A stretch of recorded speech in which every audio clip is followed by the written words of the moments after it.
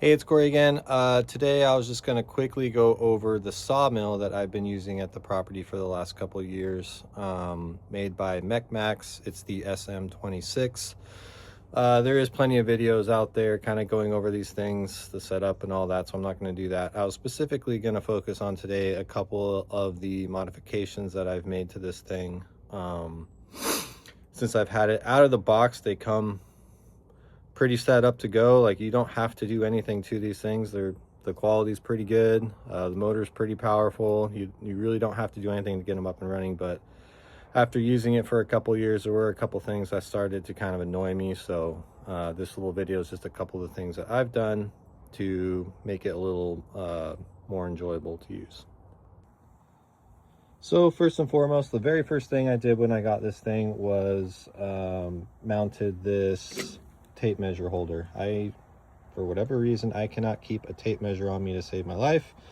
I was always dropping it or misplacing it or leaving it somewhere, not knowing where it is, and without a tape measure, it makes things real difficult to get, accurate cuts and to plan your cuts, using the cant and everything like that. So first thing I did, it's just a standard belt loop tape measure holder for a tool belt. I just riveted in to the shell of the saw.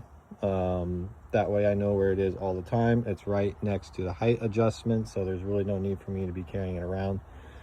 Quick and easy. It's not my idea. I saw this on YouTube, so I can't take credit for it, but that was the first thing I did. Next, moving down, I installed a cheap laser level on the door of the wheel, lined it up with my blade so that when raising and lowering the saw, it is sometimes kind of hard to visualize where the blade is going to make contact with the log, because you have to stand basically right next to it, behind it, to lower it and raise it. The laser I fitted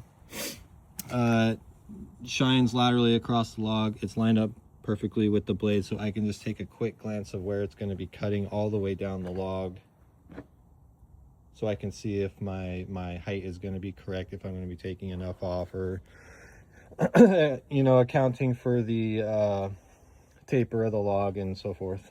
Moving to the back, the next thing I did was I installed an automatic watering system.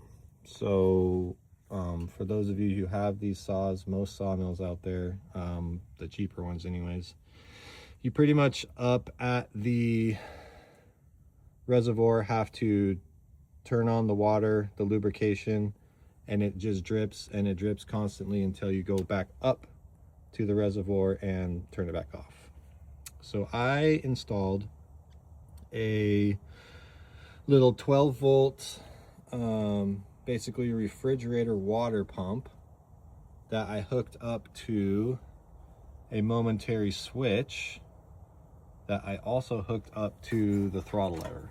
So every time you come over and pull the trigger, you can see that it pulls the momentary switch and water starts dripping out the bottom. I installed this little light just to let me know that the switch is actually activating and that I'm actually getting water, because sometimes you can't see it when you're cutting. So on and off when the switch is going, when it's on. That made a pretty big difference. That was nice to have. I could just leave the water on now, and it only starts pumping when you pull the trigger. And kind of the last thing I did to the saw itself, it comes with just a manual choke carburetor on it, which is fine. The problem with this thing comes with a Dakar motor. It's just a, basically a Predator knockoff or whatever, a Honda 420 knockoff. And the carburetor it came with, it required you to choke it all the time. No matter if it were starting it hot, cold, didn't matter. You had to choke it every time. So I installed basically a vacuum driven generator carburetor on this thing, so that you no longer have to worry about choking your carb and starting it in the cold. It's just an automatic, you know, vacuum activated choke like you would see on a generator or something like that. Comes with the new air box and everything like that. I actually kind of like it more because it's more low profile and smaller.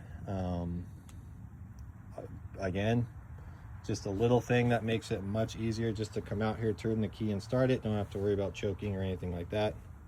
Oh, the hour meter, I also added an hour meter to it just so I can keep up on the service. Yeah. Well, oh, I did one last thing. This mill has the extension, so it's about 6 feet longer than what comes in the box. You have to buy this extension kit separately, but I just wanted the ability to mill longer than basically 9-foot logs. Which is what you're kind of limited to without the extension kit. This brings it all the way up to 16, I believe you can mill. I also bought from, I think it was Woodland Mills. A lot of the Woodland Mills stuff is compatible with this Sawmill. They kind of use the same track system. So I bought their log jack, which is super handy. Not getting into the specifics of log milling, but basically every log is slightly tapered. There's a large end and a small end, and if you want to take the most advantage of the wood, you kind of want to follow that taper when you're cutting them. So this will essentially jack up one end, the skinnier end, to bring it in line with your mill, and you can take better advantage of the taper. So that's pretty much it. Like I think I mentioned in my earlier video, this shed that you see was actually built. This was all milled lumber from the sawmill itself, obviously minus the metal decking, but turns out you can do pretty much anything you want with one of these as long as you have trees to mill. So yeah.